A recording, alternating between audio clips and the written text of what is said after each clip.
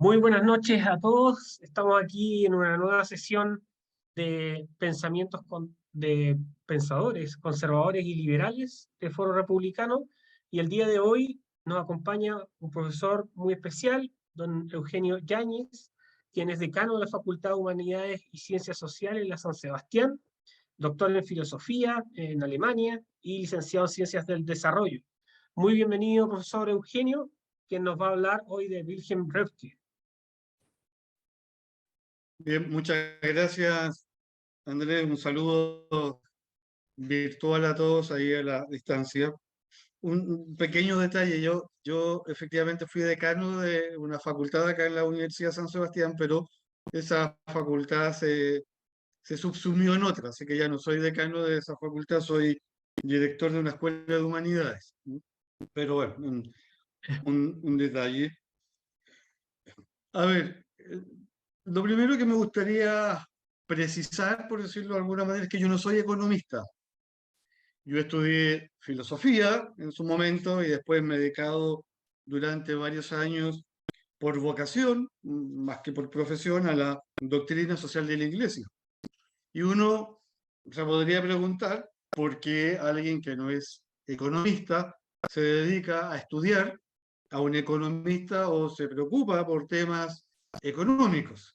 Yo no soy, también lo preciso de antemano, no soy experto en Röpke, pero conozco bastante bien su pensamiento porque hice mi doctorado en Alemania en economía social de mercado y Röpke es uno de los padres fundadores de la economía social de mercado. En ese sentido yo lo conozco y lo he estudiado, pero no me atrevería a decir que soy un experto en Wilhelm Röpke. Ahora, ¿por qué a mí me interesa la economía o me interesa el pensamiento de algunos economistas? Yo diría, y a lo mejor en ello coincido con ustedes, yo diría a triple título. Primero como académico, yo creo que como académico uno está en una zona fronteriza, la filosofía con la economía, y yo creo que los filósofos se han preocupado poco por los temas económicos. A mí me pareció interesante y necesario ocuparse de los temas económicos. Pero también, la verdad que a mí me preocupa el tema económico, me preocupan los sistemas económicos como católico. Yo creo que los católicos, para los que somos católicos, tenemos el deber de preguntarnos y de escudriñar o indagar en los sistemas económicos y saber si es que efectivamente da lo mismo un sistema económico u otro. Y la verdad que sabemos, no hay que ser economista para darse cuenta que no da lo mismo el sistema económico que nos gobierna.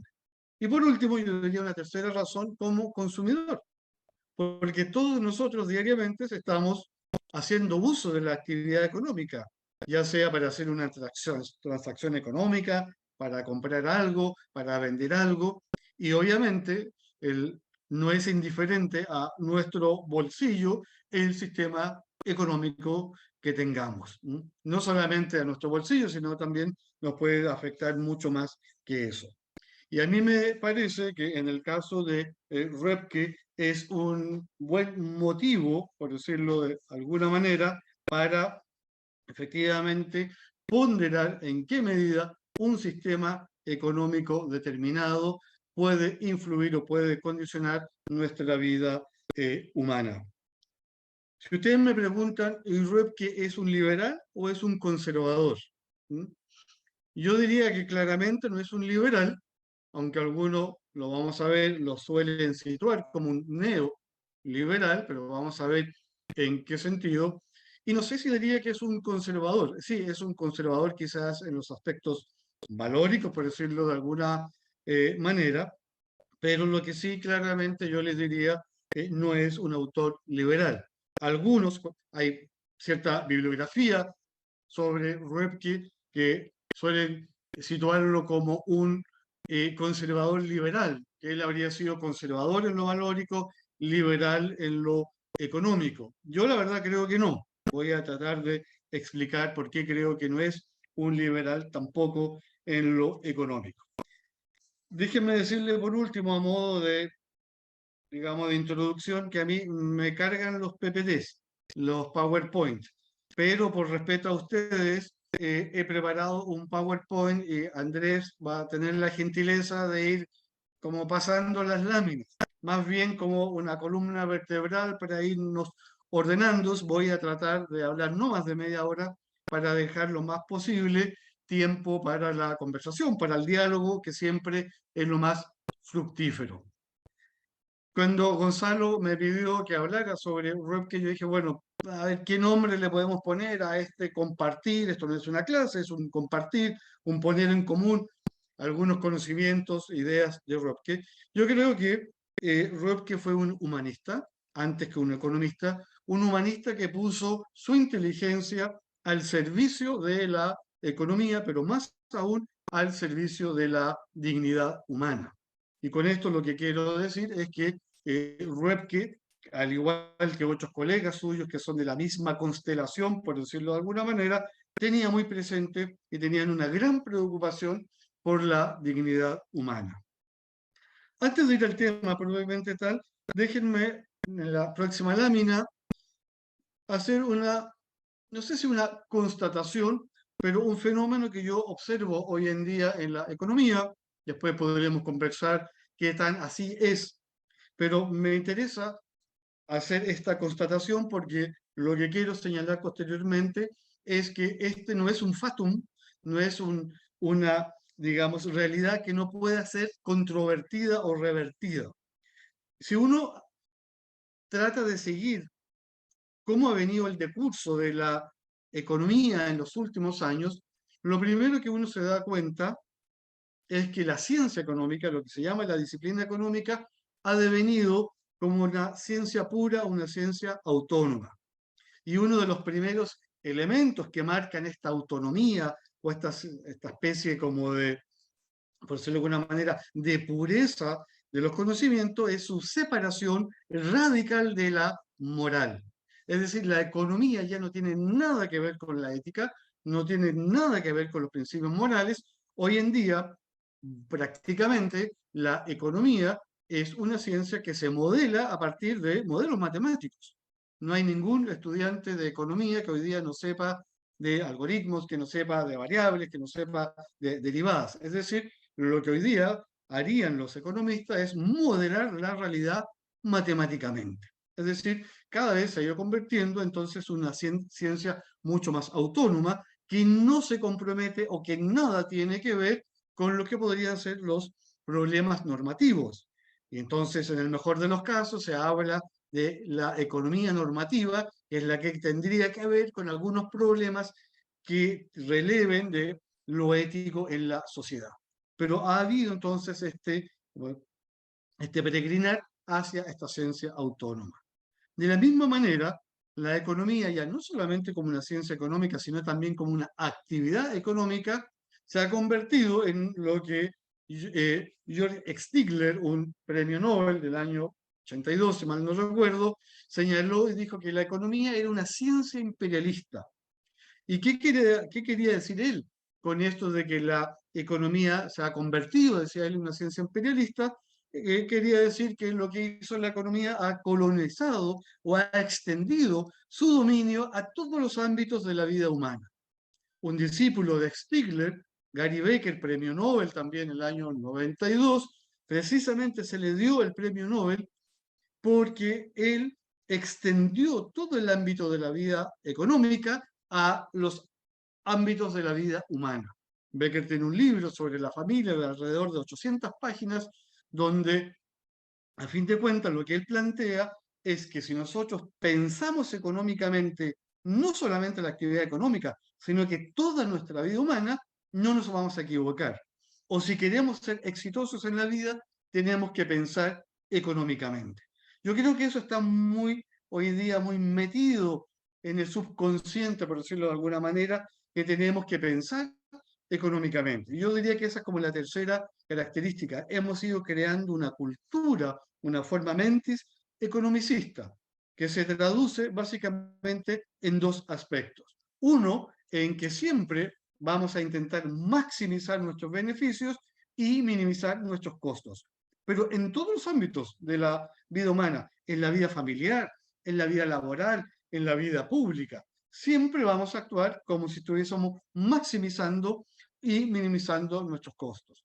Esto porque, dada nuestra naturaleza, cada vez que actuamos vamos a perseguir nuestros propios intereses. Estos tres aspectos quiero que los tengamos presentes, es decir, la ciencia económica, que cada vez más es una ciencia matemática, autónoma, una economía o una actividad económica que ha monopolizado todos los ámbitos de nuestra vida, desde el ámbito más íntimo como la vida familiar, y una forma de pensar economicista que tiende siempre a maximizar nuestros beneficios, minimizar nuestros costos, y porque lo que nos mueve es siempre perseguir nuestros propios intereses. Vamos a ver, de alguna manera, si con Röpke estos tres puntos pueden de alguna manera ser diferentes. No sé si podemos pasar a la próxima lámina. Acá simplemente algunos aspectos para los que no conozcan a Wilhelm Röpke, algunos semblantes, algunos aspectos de su semblante. Röpke fue, yo diría, un intelectual, un humanista, un pensador cristiano. Röpke era protestante, no, aparentemente no tuvo una vida religiosa muy intensa, pero sí él se declaraba protestante. Se concentró en el ámbito de economía, pero él también estudió derecho, él estudió sociología, a veces se le presenta también como un filósofo. Yo no sé si llegaría a tanto, pero sí él tiene mucha escribió mucho con carácter más que económico, también sociológico. Y fue un académico, él durante toda su vida enseñó en varias universidades, partió muy joven trabajando en Jena, después siguió en Graz, en Marburgo, que fue donde se doctoró, en Marburgo también. El año 33 al año 37 se exilia en Estambul. Recordemos que el 30 de enero de 1933 Hitler asciende al poder como canciller y durante un año duró el Hindenburg como presidente del país. Hitler lo obliga, ¿cierto?, a dimitir, que ya tenía sus buenos años Hindenburg, y queda Hitler dueño del país. Röpke fue un decidido opositor al régimen nazi y antes que fuese puesto en un campo de concentración, él decide autoexiliarse en Estambul. Está 4 años en la Universidad de Estambul y de allí él vuelve después o se va a Suiza, al Instituto de Estudios Internacionales, donde enseña política económica. Él enseña durante todos esos años hasta su muerte en el año 66. Nunca más volvió a Alemania, algo que para él fue un gran dolor porque, bueno, era su patria, pero también tuvo una polémica a propósito de un libro que escribió que se llamó La cuestión alemana, donde algunos consideraron que era una especie de traidor por la visión que él ahí tenía sobre lo que estaba pasando en Alemania. Fue, como se sabe, también un miembro cofundador de la Sociedad Montpellier el año 47 y fue su presidente entre el 61 y 62. Sucedió a Hayek, del cual ustedes van a tener una exposición la próxima sesión. Hay diferentes versiones por las cuales él abandona la Sociedad Montpellier. Algunos dirán que es más bien un tema de carácter, yo creo que no. Yo he tenido acceso a la correspondencia privada de Röpke. Él ya no se sentía cómodo en la Montpellier, no compartía ninguno, o básicamente ninguno de los pensamientos más importantes o postulados de la Montpellier y se retira junto con otro colega y amigo, Walter Eucken, de la Montpellier. Y fue durante la década del 50 y del 60 hasta su muerte un asesor de Konrad Adenauer. Recordemos que Adenauer el año 49 es elegido canciller hasta el año 63 y del 63 al 66 el que tiene, digamos, el canciller es Ludwig Erhard, amigo también y de este mismo grupo de economistas tan notables alemanes. Hasta el 66, que es la fecha de la muerte de Röpke, él sigue asesorando al gobierno alemán. No sé si podemos pasar a la próxima. Él fue un autor muy conocido y muy leído en la década de los 50 y principios de los 60 y posteriormente fue olvidado. Si usted me pregunta a mí por qué él y otros autores que fueron muy conocidos también como Alfred Müller-Armack o Walter Eucken o Alexander Rustov, que son un grupo de economistas de esta época conocidos como los ordos liberales o la Escuela de Friburgo, ¿por qué se deja de leer? La verdad que no lo sé, pero efectivamente hay un gran olvido. Yo diría que de todo este grupo de economistas el más conocido fue precisamente Röpke. Pero hoy en día yo me he dado el trabajo, al menos en las facultades de economía de Alemania, de ver si se enseña su pensamiento y no se enseña. Tampoco se enseña acá en nuestras universidades, no se enseña a los ordoliberales, no se enseña en la escuela de Friburgo, no se enseña lo que es la economía social de mercado, de la cual él es un representante. Él fue hijo y nieto de médicos rurales de pueblo, se crió en un ambiente rural y señalo esto porque Röpke tiene una idea de la sociedad como microsociedades muy conectadas con la naturaleza, muy conectadas con la zona en la cual viven. Eso fue una constante de sus reflexiones y uno podría decir que eso se debe a la experiencia que tuvo él cuando era pequeño y cuando era muy joven de vivir en un ambiente rural. Se le suele mencionar como un ordo liberal, es decir, alguien que de este grupo que yo mencionaba, del cual después algo diremos. Y algo que es interesante también de tener en cuenta, él fue muy cercano a un grupo de intelectuales católicos de la época en Alemania y él reconoce, el mismo Röpke, igual que otros economistas, el gran aporte, dice él, que ha hecho la doctrina social de la Iglesia a la configuración de la sociedad alemana y al aporte, dice él, al Estado alemán. Formalmente, él reconoce el aporte de las encíclicas Rerum Novarum y de la encíclica, por ejemplo, Quadragesimo Anno. ¿Cuál es el contexto histórico que le corresponde vivir a Röpke? Perdonen que vaya bastante rápido, pero esto es simplemente información. Bueno, el nacionalsocialismo, obviamente del 33 al 45, como ya decía, él se tiene que exiliar para no ser apresado porque efectivamente corría riesgo de ser detenido por el régimen nazi. Su exilio en Turquía dura 4 años, es un periodo de bastante tranquilidad para él que le permite seguir estudiando y ya realizando sus primeros postulados en relación a la vida económica. Le toca vivir la Segunda Guerra Mundial, del 39 al 45, como le toca también experimentar la ocupación de las tropas aliadas en Alemania. Él lo vive desde fuera, porque, como decía, él no vuelve a Alemania, pero sí tiene esa experiencia allí. Del mismo modo, la reconstrucción de Alemania, famoso y conocido milagro alemán, él lo sigue muy de cerca, lo mismo lo que se llamó posteriormente la época de las reformas estructurales y más precisamente lo que él aportará y para efecto de nuestra discusión actual en Chile, él asiste y coopera y aporta, yo diría, a la consolidación de un Estado social. ¿Cuáles son sus principales obras? Por si alguno de ustedes interesa, hay una trilogía, se suele hablar de la trilogía de Röpke, que son textos más bien sociológicos, entre económicos y sociológicos.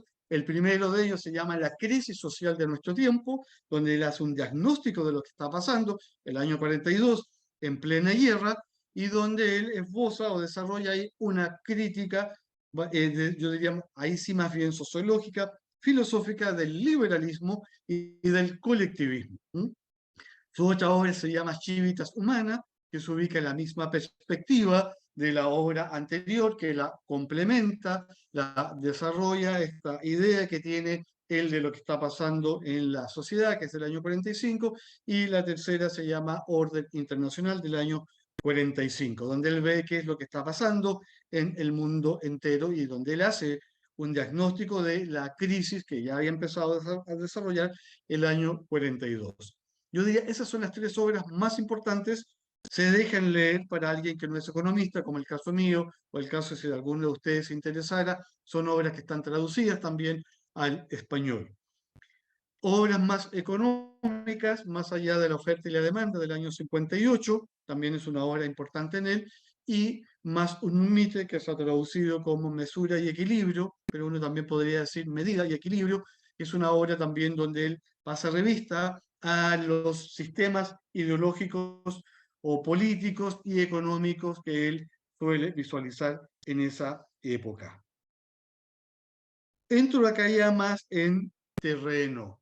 Acá hay un elemento que a mí me parece que es destacable, no solamente de él, sino también de este otro grupo de economistas, y es darle a la economía, a las disciplinas económicas, un gran fundamento antropológico y ético. Yo diría que ese es un elemento central en la obra de Röpke, de señalar, de afirmar, digamos, con mucha claridad que la economía, que la disciplina económica tiene un fundamento antropológico. Es decir, hay una visión del hombre que sostiene toda la vida económica. Y si ustedes me dicen, bueno, ¿y cuál es la visión del hombre que tiene Röpke? Röpke cree que el hombre es una persona humana, cree que es un ser espiritual, dice él, un ser material y espiritual que está llamado a un destino trascendente. Uno podría decir, Röpke es un católico, o cree, al igual que los católicos, ¿cierto?, la noción que tenemos nosotros de persona humana, y yo les diría que sí, que en eso hay una plena coincidencia. Él lleva este fundamento antropológico, dice, se tiene que vivir en la vida económica. La economía no puede prescindir, dice él, de la dimensión espiritual, moral y religiosa del hombre. Imagínense ustedes hoy día que un economista serio y reputado con prestigio dijera hoy en día que la economía no puede prescindir de la dimensión espiritual y la dimensión moral y la dimensión religiosa del hombre. Yo no conozco ninguno de estos grandes economistas, entre comillas, hoy en día, que se atreva a afirmar algo así. Bueno, Röpke lo afirma no solamente él, sino también este otro grupo de economistas. Y es más, él critica a otros economistas precisamente porque desconocen, dice él, la dimensión espiritual del hombre. Perdonen que cite acá a Röpke, pero para poder ser lo más fiel a su planteamiento, que a mí me parece que este es un planteamiento fundamental.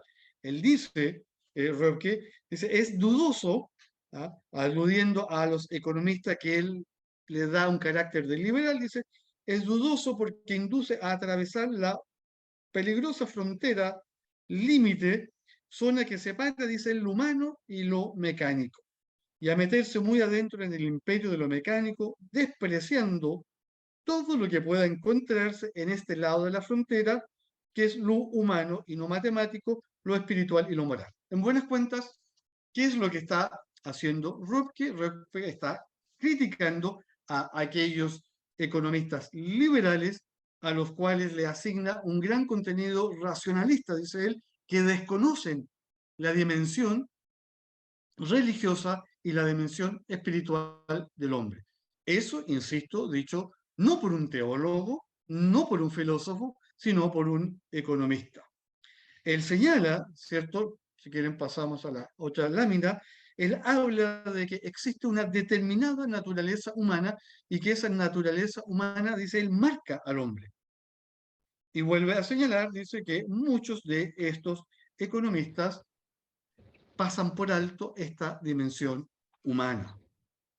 No me voy a extender sobre el fundamento antropológico, pero quedémonos con la idea de que para Röpke la disciplina económica, no solamente la actividad económica, sino que la disciplina económica no puede prescindir de este fundamento de que el hombre es una persona humana, es decir, un ser espiritual que tiene una dimensión moral y una dimensión religiosa. Del mismo fundamento antropológico se deriva también en un Röpke un fundamento ético. La economía también, dice él, está sostenida sobre un fundamento ético. Y acá hay una cita de él, una de las varias que podríamos mencionar, solamente cito una en honor al tiempo. Él nos dice la autodisciplina, el sentido de justicia, la honradez, el comportamiento leal, la caballerosidad, la moderación, el sentido común, el respeto a la dignidad del otro, la conciencia de normas y valores intocables, todo ello son características en las que los seres humanos deben creer cuando entran al mercado a competir con otros. Piensen ustedes esto, que el sentido de la justicia. En una economía neoclásica, liberal o austríaca, no tiene sentido hablar de la justicia. La justicia es el resultado de la oferta y la demanda. Röpke acá nos está diciendo que la justicia es importante, la honradez, ¿ah? La conciencia de las normas y valores intocables. Entonces, no hay la economía para Röpke es una ciencia moral. No es solamente una ciencia donde hay una, por decirlo de alguna manera, una compatibilidad entre la ética y la economía, sino que él cree, como creía por lo demás Aristóteles, que la economía es en sí misma una ciencia moral, porque es la ciencia que tiene que ver con el bien del hombre en la adquisición de bienes y servicios. Ahora bien, yo les decía, Röpke para mí es un humanista, pero bueno, lo que gratis se afirma, gratis se niega, y uno tiene que demostrar por qué creemos o por qué yo creo que él es un humanista.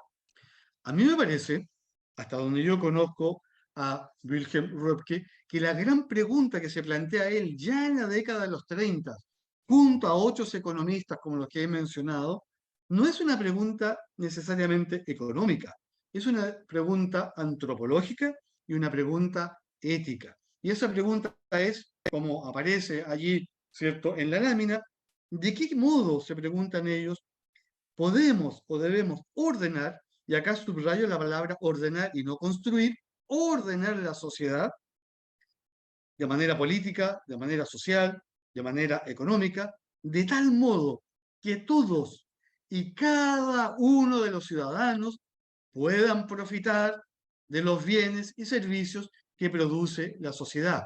Es decir, que puedan desarrollarse plenamente o, dicho de otra manera, que puedan alcanzar su fin último, que es la felicidad.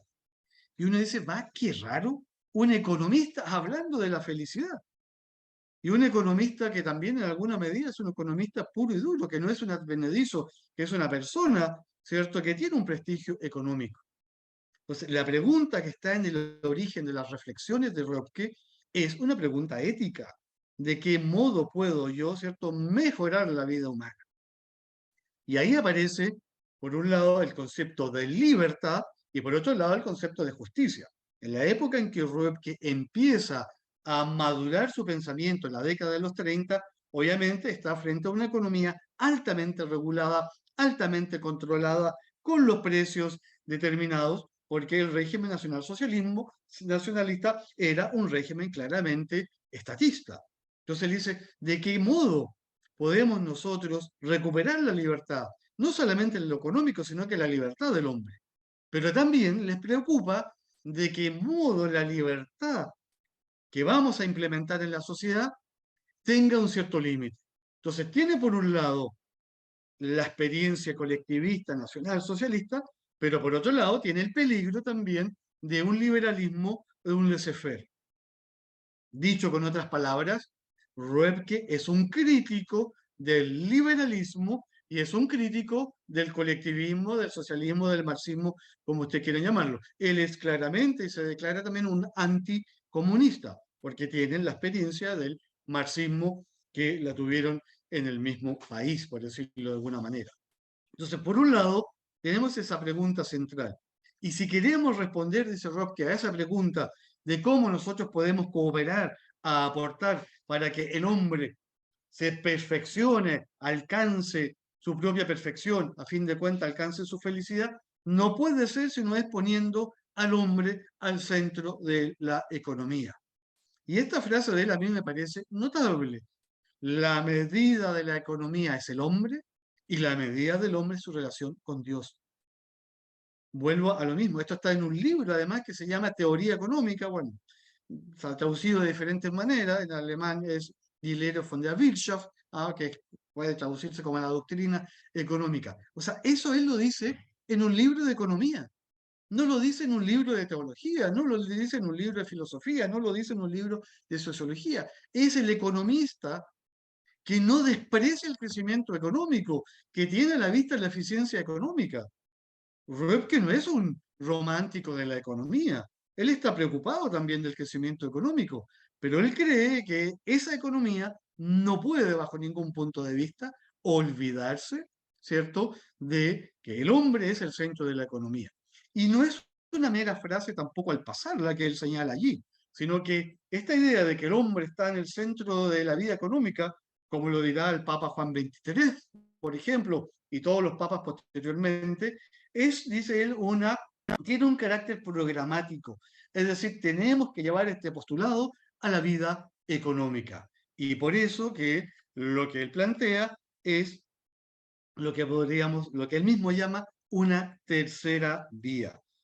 Me voy a saltar esta preocupación por la humanidad, porque si no, no vamos a alcanzar esta idea del humanismo económico, para llegar a la lámina donde aquí, bueno, esta es una interpretación que hago yo del pensamiento de Röpke. Yo creo que Röpke coopera a lo que podríamos llamar la configuración de un Estado social.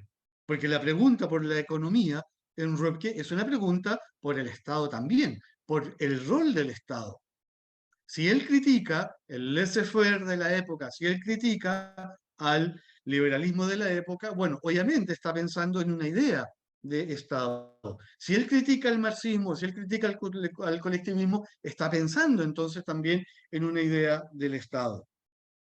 Hago acá un pequeño paréntesis. Si uno lee algunos textos sobre Röpke, él aparece, se le señala como un neoliberal. Pero el concepto neoliberal, para los alemanes al menos, no es el concepto neoliberal que manejamos nosotros acá en Chile o en Latinoamérica. Lo que hace Röpke y lo que hacen sus colegas es diferenciarse de los liberales clásicos o diferenciarse de la economía neoclásica. Entonces ellos hablan de un paleoliberalismo, que es el liberalismo clásico, y ellos entonces hablan y se señalan a sí mismos como neoliberales. Pero neoliberal significa acá cortar con los principios filosóficos y éticos del liberalismo clásico. ¿Cuáles son esos principios filosóficos o antropológicos? El hombre como un ser racional, como un ser radicalmente egoísta y un ser que busca sus propios intereses. Ellos se desmarcan absolutamente de esa visión, como también se desmarcan de la visión colectivista. Y en ese sentido le atribuyen al Estado una vía media. ¿Qué es lo que hace Röpke? Röpke habla de una economía humanista, de un humanismo económico, o habla de ordenar la sociedad a la medida del hombre.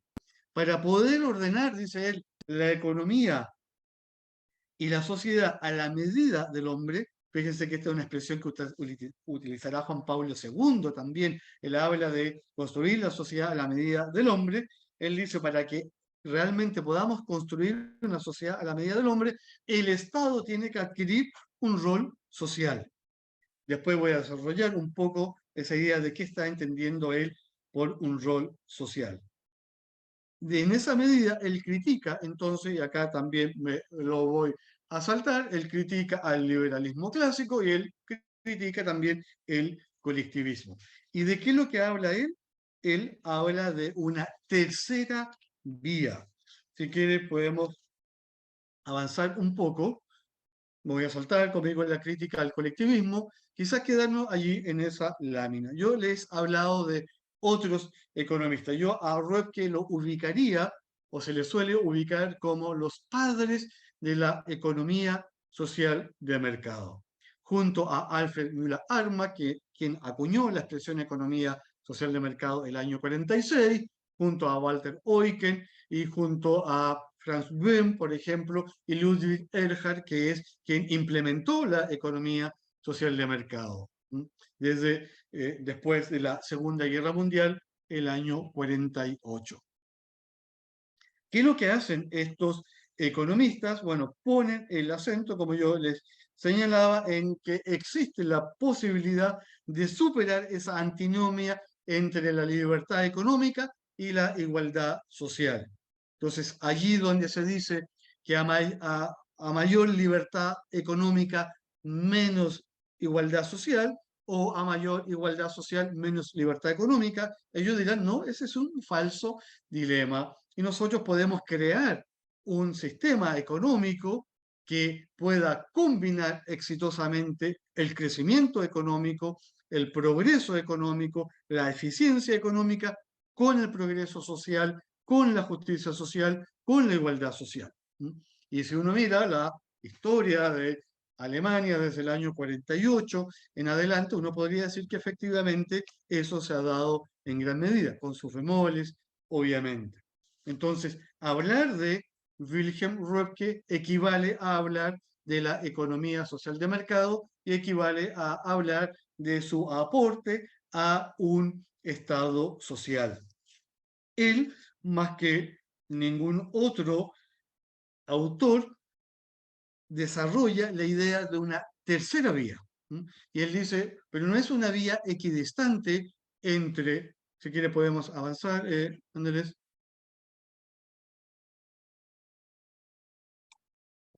Hace un poco más. Todavía, quedemos, podemos. Allí entonces, él dice, bueno, mire, a ver, por un lado, la solución liberal no sirve porque no es una solución por las razones que ya hemos explicado, tiene un fundamento antropológico equivocado, no responde a la idea del hombre de lo que es, parte de una ética utilitaria, del egoísmo como motor de la sociedad, y lo mismo pasa en las antípodas con el socialismo, con el marxismo, que no responde a lo que debería ser una economía a escala humana. ¿Qué es lo que propongo? Dice Röpke, es una tercera vía, que no es sacar un poco del liberalismo y sacar un poco del socialismo, de las partes buenas, y hacer una mezcolanza.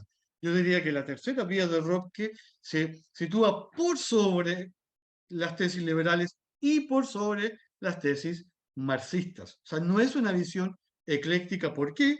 Porque, como vamos a ver, lo que las diferencia es una concepción del hombre, es la visión que se tiene del hombre.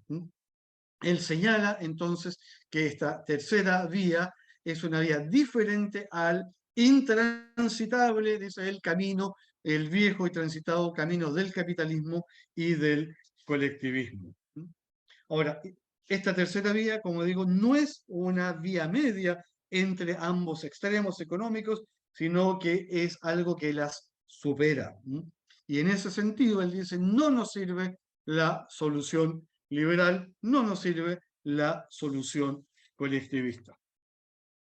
Y acá quiero llegar a la última lámina porque veo que el tiempo nos está pillando. Es una lámina muy simple, muy simplificada, pero yo creo, esa que está allí, que explica bien cuál es la postura de Röpke respecto a la economía y respecto al rol, a la función del Estado. Como digo, es una lámina muy simplificada, pero yo creo que nos ayuda a entender su pensamiento. En la perspectiva de Röpke o de los economistas que adhieren a la economía social de mercado, hay tres grandes formas de organizar la vida humana, no solamente la vida económica. Y se le asigna, por ende, una función diferente al Estado. Tenemos, por un lado, ¿cierto?, el Estado clásico liberal, llamado Estado liberal, Estado guardián o Estado, para algunos, subsidiario, también se llama, ¿cierto?, el Estado mínimo, porque el Estado tiene que reducirse a su mínima expresión y solamente tiene que preocuparse de regular el orden y la seguridad. Y por eso el Estado aparece allí en un cuadradito rectángulo bastante pequeño y el individuo aparece bastante resaltado. En la sociedad liberal, este Estado es más bien un Estado ausente, un Estado que se abstiene de participar en la vida económica, por ejemplo, en la vida social, es un Estado que más bien deja hacer. ¿Cuál es el fundamento antropológico de este Estado? El hombre en cuanto individuo, es decir, este ser que persigue sus propios intereses porque es un ser radicalmente egoísta, bueno, etcétera, etcétera, etcétera. ¿Cuál es el fundamento ético? El bien individual. Lo que se persigue, ¿cierto?, es el bien. No hay un bien común en esta perspectiva. ¿Cómo se proyecta políticamente? Bueno, se proyecta en la democracia liberal representativa. Ese es el aterrizaje más propio, y en lo económico es una economía de libre mercado. ¿Qué pasa en las antípodas? En el otro extremo. En el otro extremo tenemos al estado bienestar, o también llamado estado benefactor. Allí donde el estado liberal está más bien ausente, el estado benefactor está omnipresente en todos los aspectos de la vida humana. Allí donde el estado liberal se abstiene, el estado benefactor o el estado bienestar absorbe, por ejemplo, a los cuerpos intermedios, ¿no? Allí donde el estado liberal deja ser, el estado benefactor o el estado bienestar se impone. ¿Cuál es la figura más clásica de un estado de bienestar, un estado benefactor? El estado marxista. La ex Unión Soviética, la actual Rusia, y todos los que en su momento, los países que estuvieron bajo la férula soviética. ¿Cuál es el fundamento antropológico de esta sociedad, de esta forma de entender el Estado? Bueno, el hombre como un ser en la clase, el hombre que no es una persona, el hombre que es más bien un ser que está atrapado por la infraestructura económica, un homo faber. ¿Cuál es el fundamento ético? ¿Cuál es la idea de bien que hay detrás de este Estado? El bien del ciudadano o del súbdito es el bien del Estado. Lo que el Estado considera bueno es bueno para el ciudadano, en el mejor de los casos ciudadano, porque allí en el Estado liberal tenemos muchos derechos para los individuos y pocos deberes. Acá tenemos prácticamente puros deberes y muy pocos derechos. ¿Cómo se proyecta en lo político en las llamadas democracias populares, que de democracias, como sabemos, tienen muy pocas? Ahora, la versión moderna del Estado de Bienestar o el Estado benefactor son las llamadas socialdemocracias europeas de la Europa del Norte, no sé, como una socialdemocracia al estilo de Suecia, por ejemplo. Pero que se distingue claramente también de un Estado social. Y por último, ¿cuál es la proyección económica? Bueno, una economía centralmente planificada o una economía altamente regulada o altamente estatizada. Mucho Estado, muy poco privado. En el Estado liberal, mucho privado, muy poco Estado. En la vía media, en esta tercera vía, por decirlo con el lenguaje de Röpke, encontramos el Estado social. ¿Cuál es el mecanismo o cuáles son los dos grandes principios del Estado social en la perspectiva de Röpke? La subsidiariedad y la solidaridad. Y señalo esto porque en nuestra discusión actual, cuando se dice, oiga, el Estado social es compatible con el Estado subsidiario, yo no sé muy bien qué se quiere decir con Estado subsidiario, pero si la pregunta es entonces, ¿y el Estado social es compatible con la subsidiariedad? El Estado social no solo es compatible con la subsidiariedad, sino que la subsidiariedad es la condición de que exista un Estado social. Es decir, no puede, en la perspectiva de Röpke o de los padres de la economía social de mercado, que es donde yo veo que el Estado social se ha consolidado, no puede existir un Estado social sin subsidiariedad. Es imposible. Como digo, la subsidiariedad es la condición de posibilidad, pero tampoco puede existir sin la solidaridad. ¿En qué se manifiesta la solidaridad en el Estado social? En la seguridad social y en la ayuda social. ¿En qué se manifiesta la subsidiariedad? Bueno, en todo lo que se entiende como la provisión privada o la provisión mixta de bienes. Aquí en el Estado social hay una suerte de equilibrio entre el Estado y la persona. ¿Cuál es su fundamento antropológico? Que el hombre es una persona, lo que ya hemos conversado. ¿Cuál es el bien o cuál es el fundamento ético del Estado social? El bien común. Sabemos que para el Estado liberal el bien común es la suma de los intereses individuales o de los intereses particulares. En el Estado de bienestar o el Estado benefactor, el bien común, entre comillas, el bien común es el bien del Estado. Acá el bien común es una obra colectiva a realizar entre el Estado y los ciudadanos. ¿Cuál es la proyección política? Esto lo digo con temor y temblor y no quiero que se malinterprete, pero al menos en su origen histórico, la expresión política es una democracia de inspiración cristiana, que no tiene nada que ver con la democracia cristiana chilena, quiero hacer esa aclaración, o una democracia de carácter personalista, es decir, que pone su acento en la persona, al menos originalmente o históricamente en los orígenes del Estado social, al menos en Alemania. Es decir, es una democracia diferente a la democracia liberal y es una democracia diferente a la democracia popular. Si uno piensa, por ejemplo, en el artículo 6 de la Constitución alemana, y la menciono porque acá se ha mencionado mucho la Constitución alemana en nuestra discusión constitucional. El artículo 6 de la Constitución alemana, que en realidad es una ley fundamental, dice el matrimonio, dice, no dice la familia, dice el matrimonio y la familia están bajo la protección especial del Estado. Es decir, el matrimonio compuesto por un hombre y por una mujer. Que yo sepa, eso no ha cambiado todavía, pero no he seguido las últimas discusiones en el ámbito alemán. Pero eso es lo propio de un Estado social, una democracia que parte de ciertos valores que no son negociables. ¿Y cuál es la proyección económica? Una economía social de mercado. Una economía social de mercado que acá obviamente no puedo desarrollar, que no es lo mismo que una economía de libre mercado con correcciones sociales, como tampoco es lo mismo que una economía socialista de mercado. A mí me parece entonces, al tenor de lo que yo, en una manera muy rápida y una síntesis muy apretada, he tratado de exponer, esta especie como de constatación que hacía al principio de que la ciencia económica es cada vez más pura, más autónoma, de que hoy en día tenemos una forma mentis economicista y que la economía ha invadido todos los ámbitos de nuestra vida, de alguna manera o de gran manera se ve negada en los postulados de Röpke. Röpke cree y dice que hay cosas mucho más importantes que la economía del ser. La familia, dice Röpke, la sociedad, el arte, dice, son mucho más importantes. A fin de cuentas, dice la humanidad. ¿Mm? Y la ciencia económica es una ciencia moral. No solamente es una ciencia que le pide cosas prestadas a la ética, sino que es una ciencia moral. Por último, ustedes me podrían preguntar, bueno, pero a ver, en el ámbito económico, ¿y esta economía ha funcionado o no ha funcionado? Claro que ha funcionado, claro que ha sido eficiente, claro que ha producido crecimiento económico.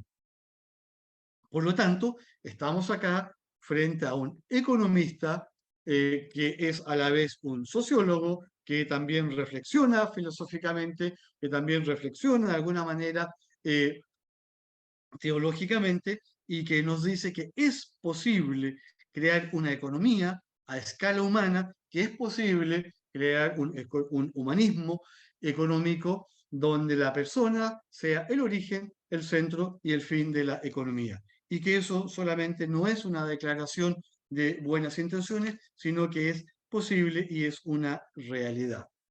Voy a quedar hasta acá porque veo que ya estamos en los más que 45 minutos y la idea es que podamos generar ahora, ojalá, un diálogo que siempre es lo más interesante en este tipo de cosas. Excelente, profesor. Muchas gracias, Eugenio. Bueno, tenemos algunos comentarios, preguntas. Si hay, para que levanten la mano, voy a sacar la lámina ahora.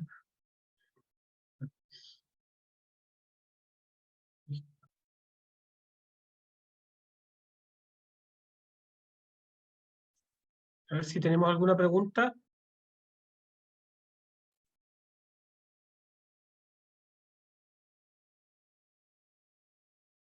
Parece que no. Ah, Rosita, a ver si...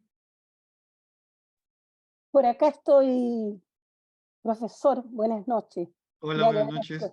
Le agradezco mucho su charla, muy instructiva, muy provechosa. Eh, yo tengo que hacerle una pregunta, pero no sé si es atingente al tema, eh, porque ya que estamos tratando en el país en este momento acerca de un nuevo proceso constituyente y de la elección de los consejeros constituyentes propiamente tales.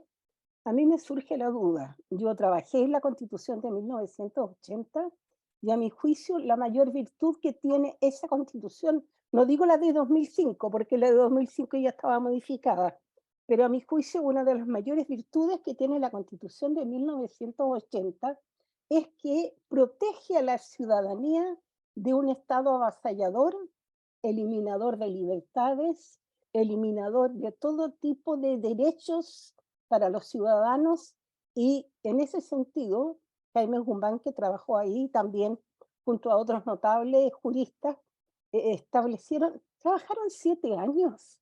No fue una cosa de un día para el otro.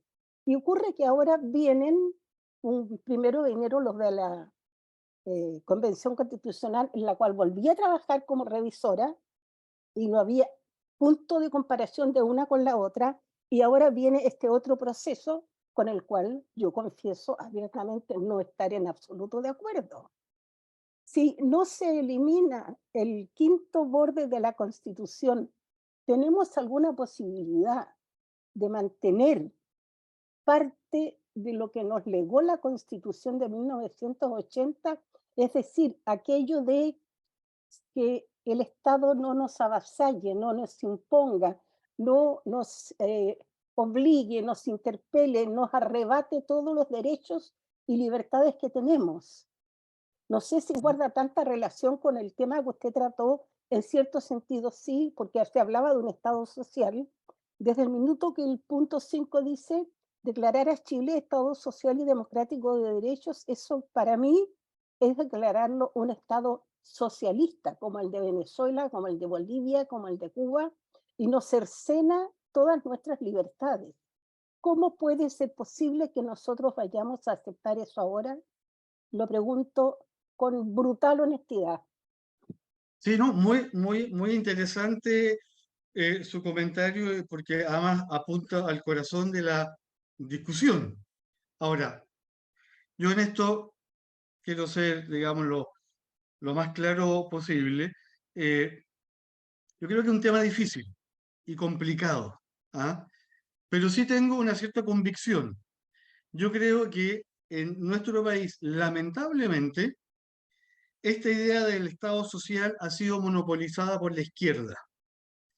Y lo digo con cierta también responsabilidad. Yo creo que lamentablemente eh, le hemos hecho en alguna medida el juego a la izquierda política de hacernos creer que el Estado social es un Estado socialista. Y la verdad que no tiene nada que ver. Y cuando digo nada que ver, es porque un Estado social, como lo pensó Repke, por ejemplo, Repke él lo dice, yo soy anticomunista. Y él tiene una crítica frontal y clarísima frente a todo comillas, el marxismo de la época o el socialismo de la época. O sea, pensemos que el marxismo nace en Alemania, ¿cierto? Con Marx, y que la socialdemocracia nace en Alemania con Rosa Kautsky, ¿cierto? O sea, con Rosa Luxemburgo y con Kautsky. Sí. O sea, conoce muy bien el ambiente ideológico marxista Repke. Pero el Estado social no tiene que ver, de partida no ni siquiera tiene que ver con el tema de los derechos. Porque cuando acá se plantea el tema del Estado social, ¿qué es lo que se discute? Bueno, ¿cuáles van a ser los derechos sociales?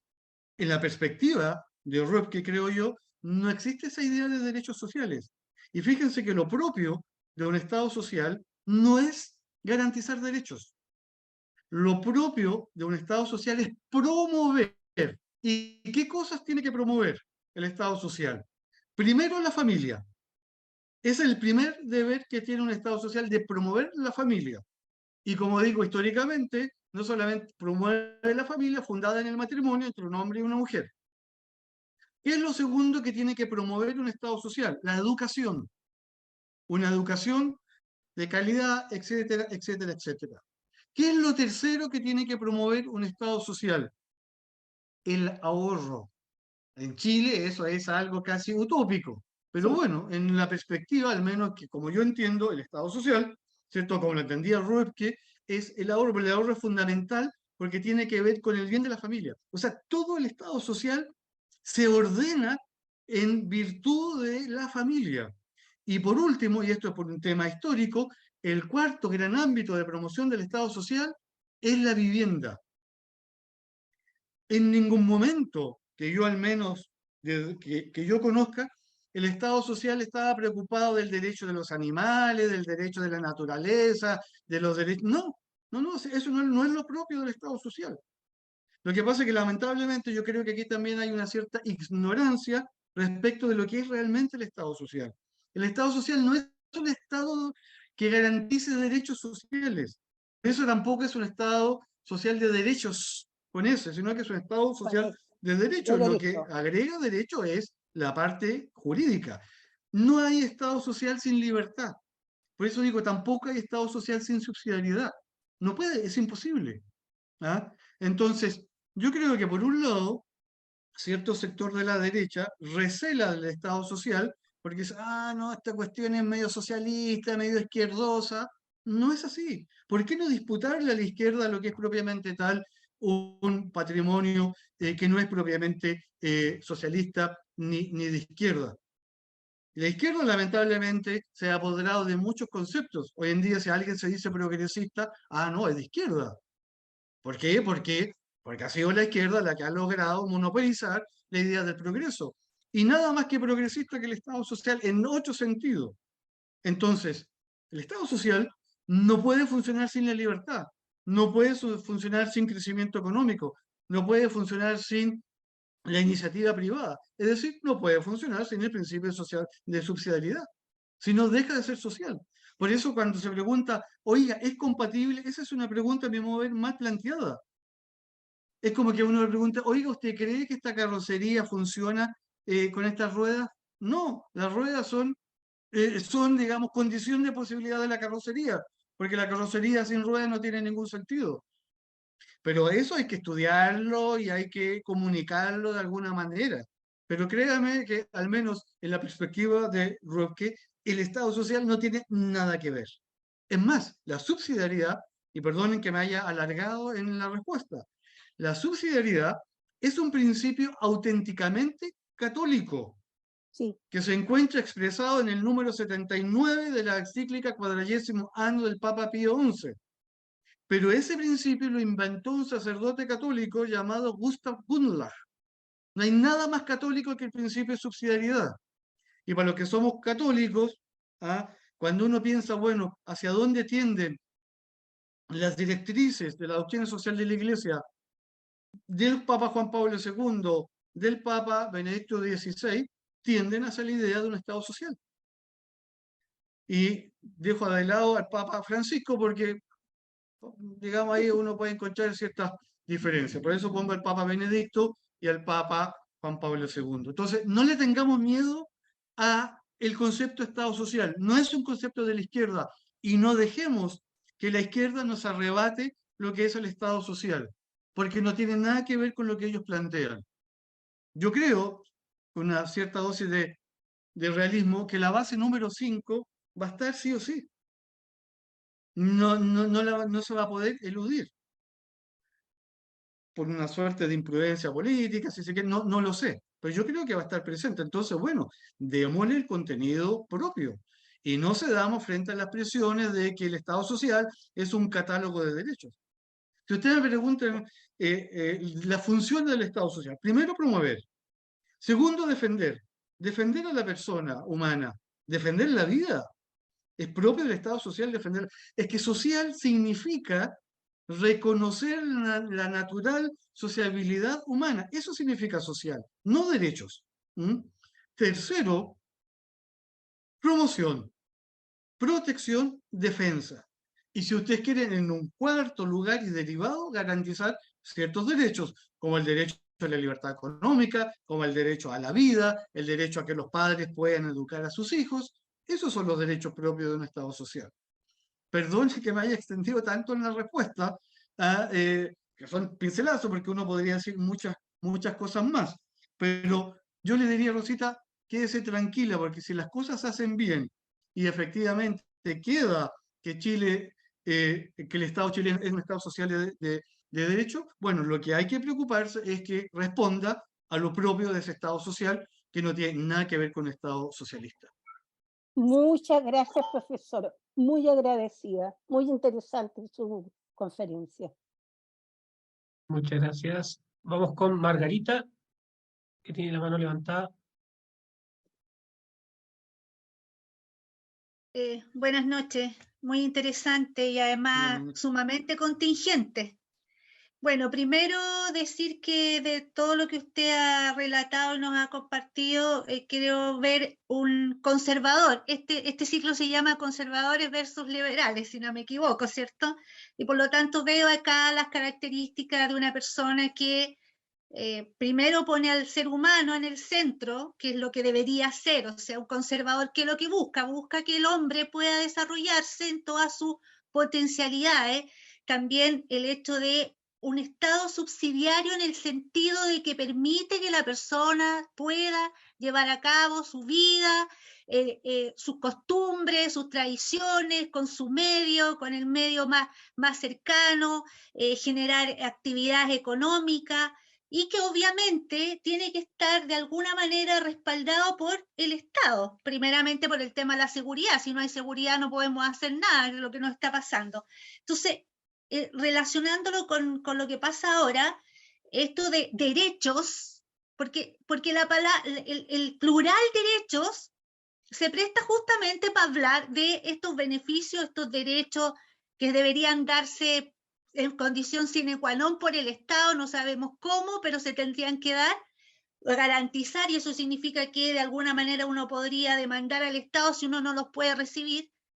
Entonces, la bajada que se pueda hacer en esta comisión de consejeros va a ser súper importante para poder compatibilizar en el fondo o que quede contaminada esta manera de definirnos con lo que significa el Estado, el Estado subsidiario. O sea, creo que lamentablemente está muy ideologizado esto, ¿cierto? Aquí como que se abandera los buenos contra los malos contra los buenos, cada uno sabe en qué lado está, si es bueno o no, uno lo percibe así, pero me parece que si se logra dar a entender qué significa realmente la subsidiariedad, de desmoralizarla y también lo del Estado de Derecho, también quitarle esa carga negativa, podríamos llegar a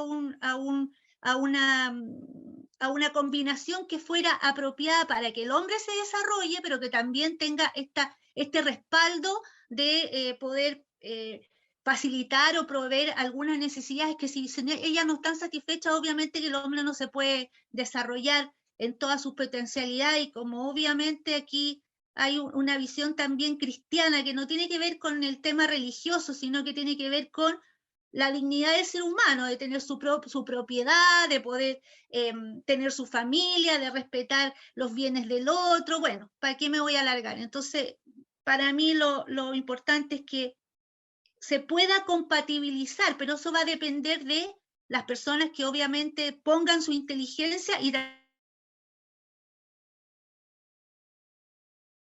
Se me cortó, Se idea cortó. mía. Sí. Sí, A ver pero si más se... que todo comentario, creo. Ya, a ver. Hay un problema que es un problema con los conceptos. Y ese es un tema que a mi modo de ver es muy difícil a veces de abordar. Por ejemplo, hoy en día se habla del bien vivir, pero el bien vivir, en la perspectiva que la entiende, por ejemplo, o la promueve este gobierno, no tiene nada que ver con la vida buena, que es la que, por ejemplo, promueve un Estado social. Son dos cosas muy diferentes. A mí me parece que es imposible llevar una vida buena, que no es lo mismo que la buena vida, sin ser conservador. Todos nosotros queremos conservar el amor de nuestra familia, queremos conservar nuestro trabajo, queremos conservar nuestra vida, queremos conservar nuestra salud, queremos conservar nuestras amistades, queremos conservar cierta estabilidad mental, cierta tranquilidad económica. O sea, es imposible vivir bien sin ser conservador. Ahora, yo entiendo que algunos dirán, pues usted está haciendo trampa, así, porque cuando uno habla de conservador habla de otras cosas.